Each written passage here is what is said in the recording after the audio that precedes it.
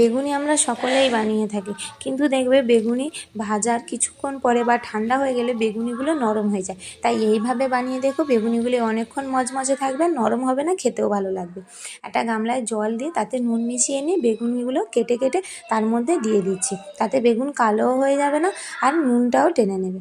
তারপর একটা শুকনো কাপড়ের উপরে দিয়ে এইভাবে মুছে নিচ্ছি।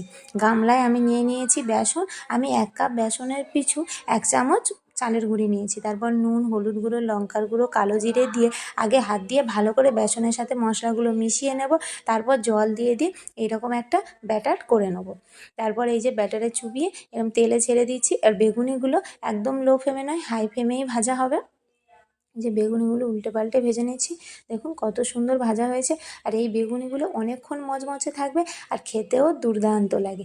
এইভাবে বেগুনি বানিয়ে দেখবেন, বেগুনি ঠান্ডা হলেও নরম হবে না, অনেকক্ষণ মচমচে থাকবে। টাটা।